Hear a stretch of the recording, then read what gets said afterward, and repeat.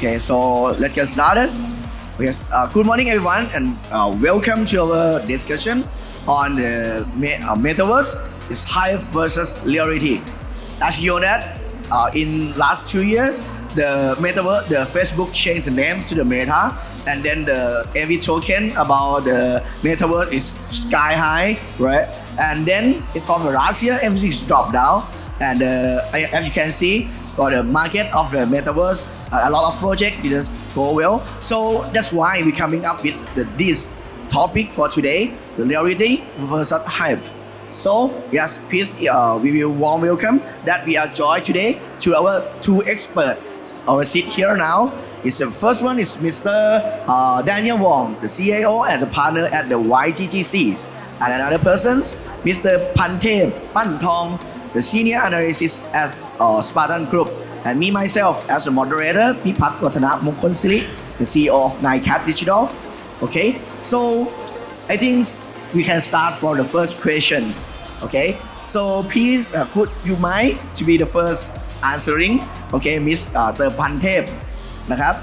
The first question, do you think it's just a hype or reality? Right. Before I answer that question, let me do a brief intro on myself first. So my name is Mickey Pantep Pantong. I'm at Spartan Group, working mainly in advisory. So that's helping projects like yours or around this area with fundraising, token equity, and also doing M&A. But the Mickey that I'm coming from here today, to answer that question is probably going to be the degen Mickey, who has been playing games since he was 5 years old, playing 8,000 hours of Dota 2 and League of Legends and playing World of Warcraft. I think I'm going to take that identity and answer this question to you. In terms of Metaverse, for me, I think I have two answers to this, both yes and no to the reality of the Metaverse.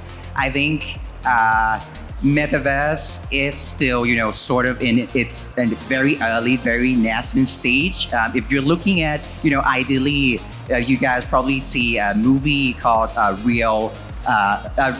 Ready Player One. Yeah. I think that's probably the main vision that everybody has, right? You have these goggles and you go into the Metaverse and then you run around and then you destroy people, you fight with people, you get resources, this open world MMORPG games. So if that's the ideal Metaverse, I think we're still a bit far away from that vision.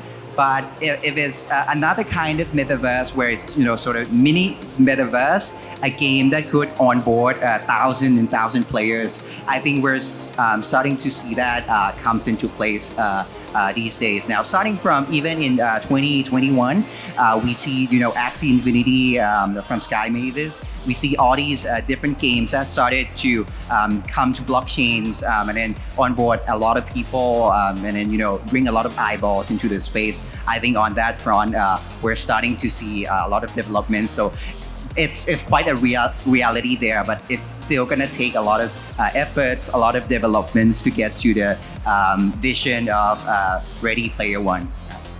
Yes, I love Ready Player One a lot. Yes, I wish one day I can play the games called Ready Player 2. Yeah, something like that. Okay, and the same question with Daniel Wang. Sure. I think, metaverses have always been a reality, right? It's just we're specifically talking about a digital metaverse, right? But there's been offline metaverses for as long as people have played Dungeons and Dragons or LARPing, or there's other digital versions such as early RuneScape, World of Warcraft. People creating private servers to play Roblox or Minecraft, etc. And these have all been mini digital playgrounds, essentially. Or offline playgrounds where communities of individuals are able to gather and express their hobbies, passions, etc. collectively. And then they form semi-autonomously to abide by a certain set of communal rules, right? And that's what the variations of metaverses that have always existed. And I think if we're aiming for this end state of a Ready Player One metaverse. We're far, far, far, far away. But I think you see manifestations of it happening every day in each of the minute game ecosystems or content ecosystems or online and offline all around the world. And really the word metaverse means the ability for these to start to overlap or communicate or grow beyond that unique community to start appealing to outsiders, whether or not they originally had a passion for that community. And I do see that happening. Actually, one of the best examples of this is you guys know Mt. Gox. Mt. Gox. Do you know what Mt. Gox actually stands for? Nope. Magic the Gathering Online Exchange. So it started out not as a crypto, trading platform or site. It started as a bunch of geeks playing Magic the Gathering, right? And they needed a digital format to explore it and trade, and that turned into its own next version of the community based on the new individuals or influx of individuals that would onboard. So I think that's a good example of how things are evolving over time, and I'd say metaverses are very much a reality, though the format in which we see it appear is advancing over time as digital formats become more popular and maybe end state quality experiences such as VR, 3D, AR start to take hold. But the biggest limiting factor still is hardware barriers, right? Thank you everyone for the first question. And I think the metaverse, the both of two of our experts all see that it's a reality. And I'm as myself, yes, we of course see the reality also, but yeah, it's have to take time, right? Okay, to enter the second, what are some of the biggest challenges in the metaverse to becoming a mainstream reality? For the first one will be Mr. Daniel. Could you mind? Some of the biggest challenges. Yes. Okay. So I'll start with the biggest challenge I just listed, which is hardware. Right? There's 3.3 billion gamers in the world. 400 million have PCs and dedicated GPUs. That means the vast majority of gamers are on mobile devices, right? So there's a limit to the type of immersive experience they can have in the metaverse because they're hardware gated, right? And even of those mobile gamers, the vast majority of those gamers are on older generation Android devices. So they don't have much storage, there's not much RAM. So even if you want to give them a AAA experience or a very immersive, engaging metaverse experience, and even if they have an interest, they don't have the hardware or the means to actually engage in that. And so a hardware barrier, I think, is a big issue, which can really only be solving by abstracting the hardware layer via the cloud. I mean, if you look at Ready Player One, they put on these tiny goggles and they're instantly in a world. The goggles aren't powering their experience. It's up in the cloud somewhere, right, on the IOI servers. So yeah, hardware is going to be the biggest one. The second one is friction to adoption, meaning I think right now everyone's trying to go at creating a metaverse the wrong way. Not knocking Sandbox or Decentraland or anything, but they create these giant playgrounds and then tell people, come and create a community here. But by nature of it, there's a lot of friction, there's a lot of barriers to entry to go and create a new community on somebody else's third-party platform, right? Versus if you were to create the community that already integrates with an existing community, for example, World of Warcraft, right? People have been logging on to World of Warcraft to just talk to other people in a metaverse format under the guise of a character for the last 20 years, right? That in itself is a form of a metaverse, and if it was possible to leverage that and create an expansive universe using that player base, well, you've already onboarded a lot of users. You've already smoothed the overall onboarding experience out because there's some community of adoption there, and it's well known, it's well understood. People know exactly how to onboard. you actually get much quicker traction, and because there's already an inherent community there, there's more diversity in the group that initially seeds your metaverse. And so I think the second biggest issue is like onboarding friction. And then the third one would be kind of like most people approaching from a one size fits all, here's an open world, build whatever you want perspective, versus I'm going to build specifically for one niche community first and then expand the metaverse from there. Wow, it's a great, yeah. Actually, we are rather that, as you can see, the hardware, right? The first one is very much expensive. A lot of people cannot afford for the VR goggles, right? And if the price will be lower in the futures, maybe more people can access more. Okay, and okay, same question is with the Pandev,ครับ. Yeah, and for me, I think I share pretty much all the challenge that Dan has stated. I think in terms of the hardware itself, like you mentioned, right, it is very costly. And in order to get to a point where people can just afford it or just use it and don't feel like, oh, there's something very clunky that they have to wear, right?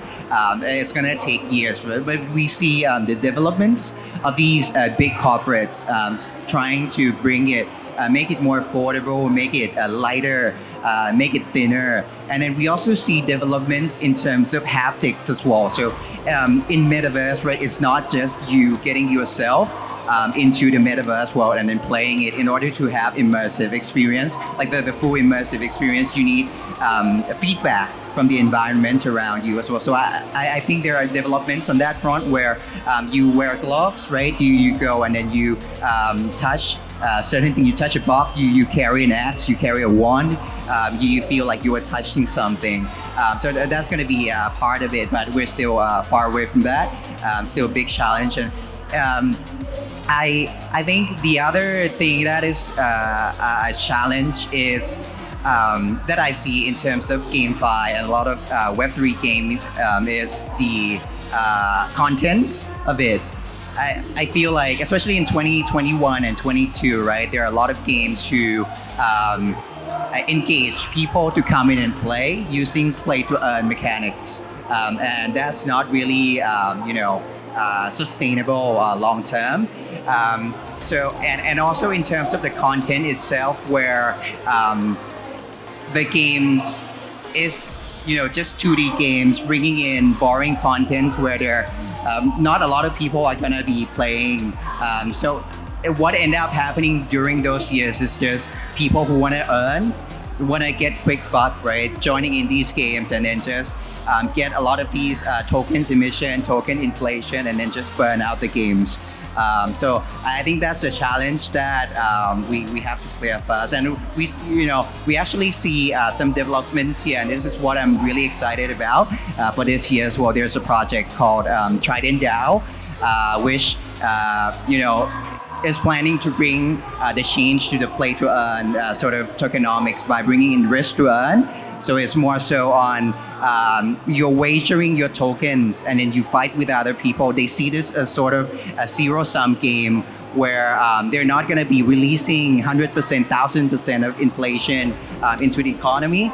But you as a player, you wager your tokens, and if you win, you get the other the guy's tokens. So it's like skill versus skill. If you're good at the game, you get the benefits of it. And I think that the reason why I'm mentioning GameFi here is because it is very necessary for the first stage of onboarding community, onboarding people to blockchain, and from there we can trend toward the metaverse that we see in the future.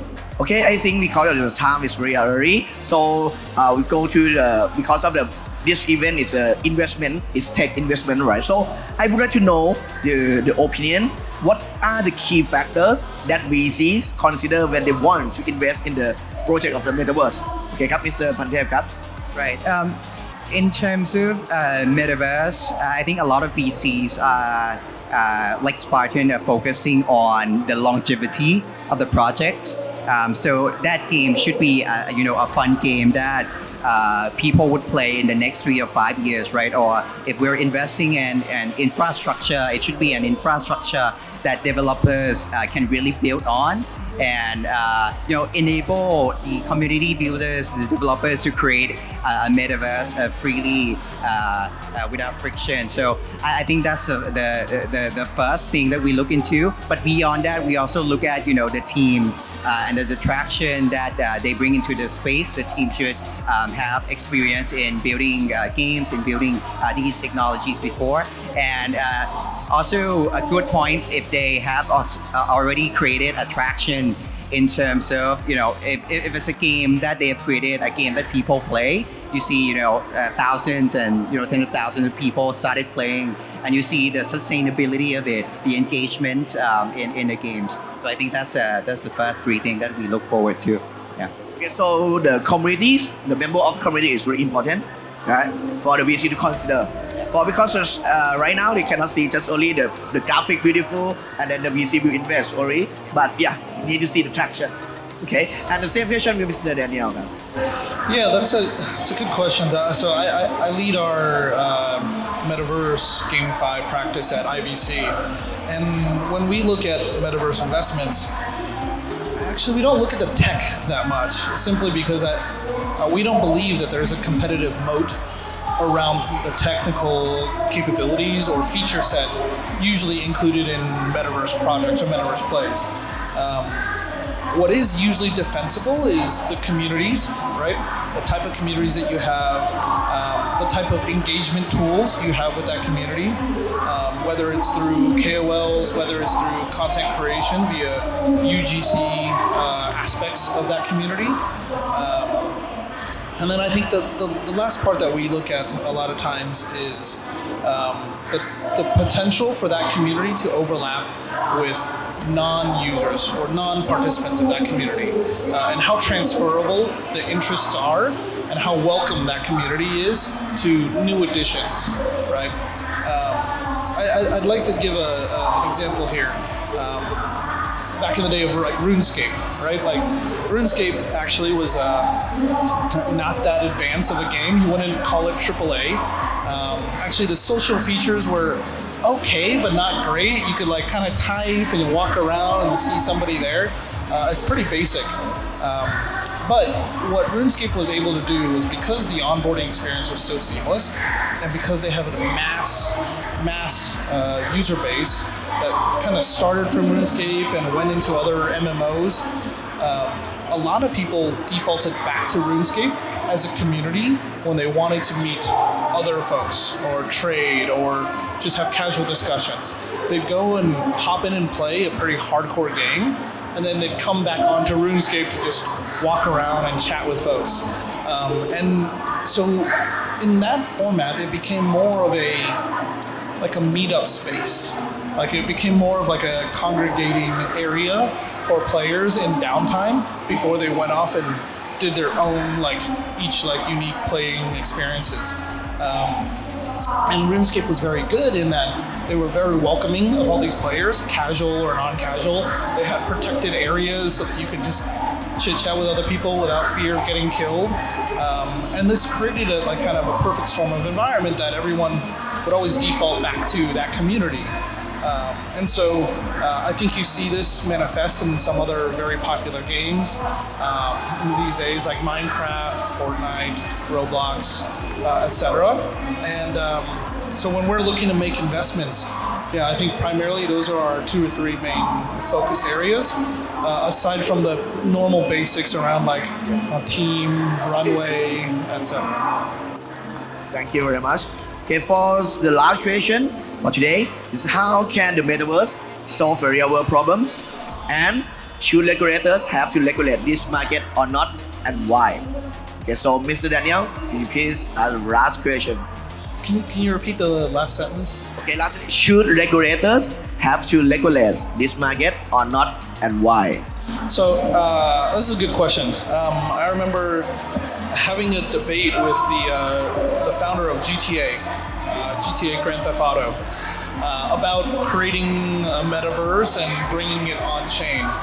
And it's everyone thinks that there's such huge possibilities until they realize some of the very potential real world impact that things or activities that happen online or on chain can have offline or off chain.